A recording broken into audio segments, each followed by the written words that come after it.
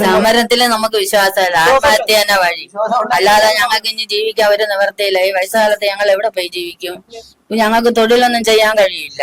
അപ്പൊ അവര് രണ്ടുപേരും കൂടെ അന്ന് പറഞ്ഞ ഇത്ര അടച്ചാൽ മതി, അടച്ചിട്ട് ഒരാഴ്ച കഴിഞ്ഞ് പ്രമാണം തിരിച്ച് തരാമെന്ന് പറഞ്ഞു. ഇതിന്റെ അവസ്ഥയെല്ലാം പറഞ്ഞ് ഞങ്ങളെ നവേശൊക്കെ എഴുതി വാങ്ങിച്ചു. അപ്പൊ അവര് പറഞ്ഞിട്ടങ്ങ് പോയി എന്നാണ് ഇവര് പറയുന്നത്. അപ്പൊ ഇവർക്ക് അത്രയ്ക്ക് യാതൊരു ഉത്തരവാദിത്തമില്ല. ഒരു കലക്ടർ ഒരു തീരുമാനം എടുത്തു കഴിഞ്ഞാൽ നടപ്പിലാക്കട്ടെ. അതില് ഗവൺമെന്റിന്റെ റോൾ. 28 വർഷമായി ലോൺ എടുത്തിട്ട്. 28 വർഷം കൊണ്ട് ഇപ്പൊ പൈസ അടച്ചിട്ട് 3 വർഷം കഴിഞ്ഞ് 4ാമത്തെ വർഷം നമ്മൾ കയറി ഇറങ്ങി പോണതിന് ഒരു കയ്യും കണക്കൂല. ഈ വികലാംഗനായ ആള് പോണമെങ്കിൽ എത്ര രൂപ ചെലവുണ്ടെന്നറിയാം. നമ്മൾ ആ ദുഃഖപ്പെട്ടാണ് നമ്മൾ പോവുകയും വരെയൊക്കെ ചെയ്യുന്നത്. നമസ്കാരം. മലയാളി വാർത്ത ഫോക്കസിലേക്ക് എല്ലാ മാന്യ പ്രേക്ഷകർക്കും സ്വാഗതം. ഫോക്കസ് ഇന്ന് നോക്കാൻ പോകുന്നത് തിരുവനന്തപുരം മലയങ്കീഴ് സ്വദേശികളായ ദമ്പതികളുടെ ഒരു പരാതിയെക്കുറിച്ചാണ്. അതായത് അവരൊരാവശ്യത്തിന് വസ്തു പണയം വെച്ച് ലോൺ എടുക്കുന്നു. അതിനുശേഷം പ്രമാണത്തിന് വേണ്ടിയിട്ടുള്ള നെട്ടോട്ടമാണ് ഇപ്പോൾ അവർ ഓടിക്കൊണ്ടിരിക്കുന്നത്. അദാലത്തിൽ വരുമ്പോൾ അത് 3 ലക്ഷം അടച്ച് ആ കേസ് ക്ലോസ് ചെയ്തു എന്ന് വിചാരിക്കുന്നു. പക്ഷേ പ്രമാണം കിട്ടുന്നില്ല.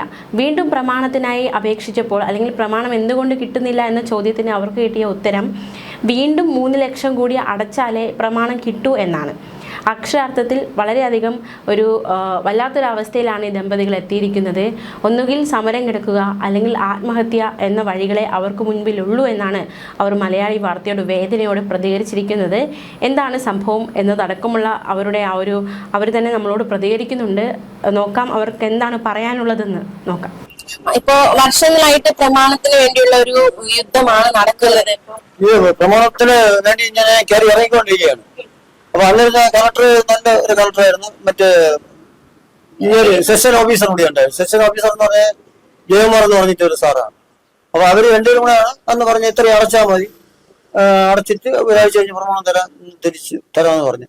അപ്പൊ ഇതിന്റെ അവസ്ഥയെല്ലാം പറഞ്ഞ് ഞങ്ങളെ നവേശൊക്കെ എഴുതി വാങ്ങിച്ചിട്ടാണ് അവർ പറഞ്ഞത്. ഇത് നിങ്ങൾ അടയ്ക്കും, ഇപ്പൊ ഇത്രയും അടയ്ക്ക്, ചിലപ്പോൾ നിങ്ങളുടെ ഈ അസുഖത്തിന്റെ ഇതെല്ലാം കൂടെ കാണിക്കുമ്പോൾ മിക്കവാറും ഈ കാശ് തിരിച്ചു തരും എന്നൊക്കെ പറഞ്ഞിട്ടാണ് അന്ന് എഴുതി വാങ്ങിച്ചത്. അപ്പൊ അതിനുശേഷം ഞാൻ ഇങ്ങനെ കയറി ഇറങ്ങിക്കൊണ്ടിരിക്കുന്നു. 3 വർഷം കഴിഞ്ഞ് ഞങ്ങൾ പൈസ അടച്ചിട്ട് ഓരോ പ്രാവശ്യം ചെല്ലുമ്പോഴും അവർ ഓരോ അവധിയോട് പറഞ്ഞു വിട്ടുകൊണ്ടിരിക്കും. ആ കലക്ടറെ അന്വേഷിച്ചിട്ട് കലക്ടറെ കാണാനില്ല. ഇപ്പം ഞാൻ ഇടയ്ക്ക് ഒരു ദിവസം പോയപ്പോ അവർ പറഞ്ഞു അവര് കലക്ടർ പെൻഷനായി, മോന്റെ കൂടെ ഇപ്പൊ ലണ്ടനിലാണ് എന്ന് പറഞ്ഞു. അപ്പൊ അവര് പറഞ്ഞിട്ടങ്ങ് പോയി എന്നാണ് ഇവര് പറയുന്നത്. അപ്പൊ ഇവർക്ക് അത്രയ്ക്ക് യാതൊരു ഉത്തരവാദിത്തമില്ല. ഒരു കലക്ടർ ഒരു തീരുമാനം എടുത്തു കഴിഞ്ഞാൽ നടപ്പിലാക്കട്ടെ. അതില് ഗവൺമെന്റിന്റെ റോൾ. ഇപ്പം അതിനുശേഷം പിന്നെ നിവർത്തിയില്ലാത്തതുകൊണ്ട് ഞാൻ ഇപ്പം മുഖ്യമന്ത്രിക്ക് അപേക്ഷ കൊടുത്ത്. ഇപ്പൊ ഈ എത്ര സെന്റ് സ്ഥലമായിരുന്നു ഈ ലോൺ വെച്ചത്? 10 സെന്റ്. കുറെ വർഷമായി ഞങ്ങൾ ഈ ലോൺ അടിക്കുന്ന 97 എടുത്ത് ഞങ്ങൾ അവിടെ കടയിൽ സ്ഥിരമായിട്ട് അടച്ചുകൊണ്ടിരുന്നു. വരുമാനം സ്ഥിരമായിട്ട് അടച്ചിരുന്നത്. പിന്നെ സർക്കാർ നമ്മളെ കടയെല്ലാം പൊളിച്ച് ഇറങ്ങി എടുത്തോണ്ട് പോയപ്പോ പിന്നെ അതോടുകൂടി ഞങ്ങൾ രോഗികളായി അടയ്ക്കാൻ നിവർത്തില്ല. അതിനുശേഷം പിന്നെ അങ്ങ് വിഴുന്നു. അങ്ങനെ വിഴുന്ന് കിടന്നാണ് പല പ്രാവശ്യം അദാലത്തിന് വിളിച്ചിട്ട് ഇപ്പൊ ലാസ്റ്റിൽ ഒരു അദാലത്തിന് വിളിച്ചിട്ട് ഇങ്ങനെ പറഞ്ഞ് തീരുമാനം ആയാണ് ഇത്ര അടയ്ക്കാൻ പറ്റുമെന്ന് പറഞ്ഞ് 3 വർഷം. അപ്പൊ അത്ര അടയ്ക്കാൻ പറഞ്ഞു. അടയ്ക്കാൻ മതി, പ്രമാണം തിരിച്ചു തരുമെന്ന് പറഞ്ഞ് എന്റെ പേരിലാണ് ഞങ്ങൾ ഇത് ചെയ്യുന്നത്. അല്ലാതെ നമുക്ക് ഇതൊന്നും ഇല്ലായിരുന്നു. അപ്പൊ ആ 3 വർഷം, അതായത് 3 വർഷം മുന്നേയുള്ള 3 ലക്ഷം അവര് പറഞ്ഞ അദാലത്തിൽ പറഞ്ഞ 3 ലക്ഷം അടച്ചിട്ടുണ്ട്. പിന്നെ ഇത് കഴിഞ്ഞപ്പോ ഒരു മാസം മുമ്പ് ചെന്നപ്പോൾ, 2 മാസം മുമ്പ് ചെന്നപ്പോ അവര് പറയുന്നത് ഇനിയും 3 ലക്ഷം അടയ്ക്കണം, എങ്കിലേ പ്രമാണം തിരിച്ചു കിട്ടുള്ളൂ, അടയ്ക്കാൻ എഴുതിയിട്ടൊക്കെയാണെന്ന് പറഞ്ഞു. അപ്പൊ ഞാൻ പറഞ്ഞു അന്ന് ഞങ്ങൾ പറഞ്ഞ തീരുമാനമല്ല ചെയ്യുന്നത്. അദാലത്തിൽ പിന്നെ വിളിക്കേണ്ട കാര്യം നിങ്ങൾ പറ്റിച്ചാണോന്ന് ചോദിച്ചിട്ടാണ് പിന്നെ മുഖ്യമന്ത്രിക്ക് അപേക്ഷ കൊടുത്ത് അറിയിച്ചിട്ടുണ്ട്. പിന്നെ അടയ്ക്കാന്ന് പറയും ഹൗസിംഗ് ബോർഡിനാണ്. ഇനി മുഖ്യമന്ത്രി വകുപ്പ് മിനിസ്റ്റർ ഇടപെട്ട് ഇതിനൊരു തീരുമാനം ഉണ്ടാക്കി തന്നാലേ നമുക്ക് യാതൊരു നിവൃത്തിയുണ്ട്.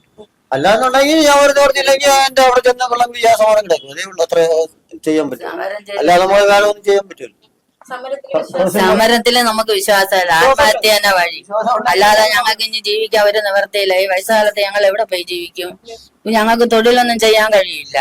രണ്ടുപേരും പ്രായമായവര്. ഭർത്താവ് ഒരു വികലാംഗനാണ്, ഞാൻ ഒരു ഹാർട്ട് രോഗിയാണ്. പോയിട്ട് എന്നും നിത്യ രോഗിയാണ്. എനിക്ക് തന്നെ മാസം 2000 രൂപ മരുന്നിന് വേണ്ടി വരും. അങ്ങനെയാണ് നമ്മൾ ജീവിക്കുന്നത്. സർക്കാർ വരുന്ന പെൻഷനിലാണ് ഞങ്ങൾ കഴിയുന്നത്. അതാണ് നമ്മളൊരു ആശ്രയം. അല്ല വേറെ വരുമാനങ്ങളൊന്നുമില്ല. അതുകൊണ്ടാണ് വീണ്ടും മിനിസ്റ്ററെ കണ്ടിട്ട് എന്തെങ്കിലും ഒരു നടപടി ഉണ്ടാവട്ടെ എന്ന് വിചാരിച്ചിട്ടാണ് വീണ്ടും പോയത്. അപ്പൊ പ്രമാണത്തിന് വേണ്ടിയുള്ള പോരാട്ടം ഇപ്പൊ 3 ലക്ഷം അടച്ചു, ഇനി 3 ലക്ഷം ആകുമ്പോ 6 ലക്ഷം എന്ന രീതിയിൽ കാര്യങ്ങൾ അങ്ങനെ നിവൃത്തിയില്ല. ഉണ്ടെങ്കിൽ നമ്മൾ അന്നം കടച്ച് എപ്പോഴും എടുക്കുമായിരുന്നു. ഇന്നലെ നമ്മൾ ടെലിക്കൂലായിരുന്നു. നമ്മളിപ്പോ നിവൃത്തിയില്ല. ഈ സർക്കാരുകാരുടെ പെൻഷനിലാണ് ഞങ്ങൾ ജീവിക്കുന്നത്. അപ്പൊ അതിൽ നിന്ന് ഞാൻ മിച്ചം പിടിച്ചൊക്കെയാണ് ഇത്രയും കൊണ്ട് ഒന്ന് അടയ്ക്കാൻ പറ്റിയത്. അല്ലാതെ വേറെ ഒരു വരുമാനവും മാർഗം അങ്ങനെ ഇല്ല. അവരിപ്പോ കൃത്യമായിട്ട് പറയുന്നത് അത് അന്നിരുന്ന കളക്ടറാണ് ആ തീരുമാനം എടുത്തത്. പക്ഷെ അത് പറ്റൂല, 3 ലക്ഷം കൂടി ഇനി അടച്ചാലേ ശരിയാകും, എങ്കിലേ പ്രമാണം തരുള്ളൂ. അപ്പൊ ഒരുപാട് മാസമായിട്ട് കയറി ഇറങ്ങി, 3 വർഷം കൊണ്ട് കയറി ഇറങ്ങി. 3 വർഷം തുടർച്ചയായിട്ട് വയ്ക്കുകയാണ് ചെയ്യണം. എല്ലാ പ്രശ്നവും തന്നെ ഇപ്പൊ ശരിക്കും നടക്കാനും ഒക്കെ ബുദ്ധിമുട്ടായിരിക്കും. അപ്പൊ അതിന്റെ പേരിലാണ് എന്തെങ്കിലും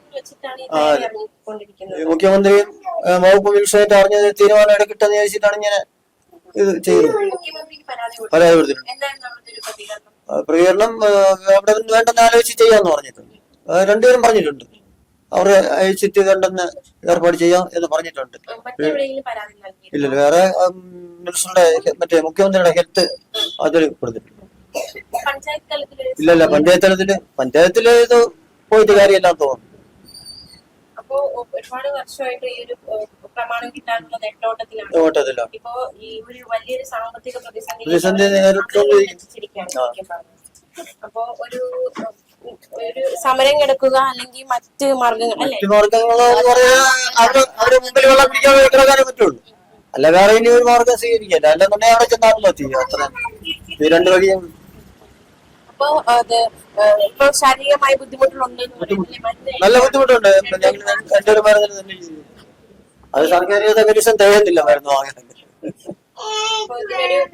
പരിഹാരം കാണാൻ വേണ്ടിയിട്ടാണ് മലയാളി വാർത്തയിൽ കൂടെ അറിയിക്കുന്നത്. സമരം കിടക്കുക അല്ലാതെ സമരം വെള്ളം കുടിക്കാതെ സമരം കിടക്കാനേ പറ്റുള്ളൂ. അല്ലാതെ വേറെ നിവൃത്തിയില്ല. മുഖ്യമന്ത്രി ഒരു തീരുമാനം വകുപ്പ് മന്ത്രിയായിട്ട് എടുക്കുമെന്ന് പ്രതീക്ഷിക്കുന്നു. അല്ലെങ്കിൽ അടുത്ത് സിഎമ്മിന്റെ ഓഫീസിൽ നിന്ന് മറുപടി തന്നിരുന്നു, അതോ പരാതി വാങ്ങി വെച്ചത് കൊടുത്തു. പരാതി കൊടുത്ത് അന്വേഷിച്ചിട്ട് ഉടനെ മറുപടി അറിയിക്കാന്ന് പറഞ്ഞു. ഇപ്പൊ 1 മാസം 2 പേർക്ക് കൊടുത്തിട്ട് 1 മാസത്തിന്റെ അകത്തായ 2 തീരുമാനം എടുക്കാന്ന് പറഞ്ഞു. 28 വർഷമായി ലോൺ എടുത്തിട്ട്. 28 വർഷം കൊണ്ട് ഇപ്പൊ പൈസ അടച്ചിട്ട് 3 വർഷം കഴിഞ്ഞ് 4ാമത്തെ വർഷം. നമ്മൾ കയറി ഇറങ്ങി പോണതിന് ഒരു കയ്യും കണക്കൂല. ഈ വികലാംഗനായ ആള് പോണമെങ്കിൽ എത്ര രൂപ ചെലവുണ്ടെന്നറിയാം. നമ്മൾ ആ ദുഃഖപ്പെട്ടാണ് നമ്മൾ പോവുകയും വരെയൊക്കെ ചെയ്യുന്നത്. ഹൗസിംഗ് ബോർഡിൽ പോണത് വാൽഡാരത്ത് നിന്നാണ് എടുത്തത്. ഇപ്പൊ തിരുവനന്തപുരത്താണ് ഇതിന്റെ മെയിൻ ഓഫീസ്. ഇവിടെയാണ് പോണത്. അന്വേഷിച്ച് ചെല്ലാൻ പോക്ക അവര് വരെ ഇതും പറഞ്ഞു ആണ് വിടണേ ഞങ്ങള്.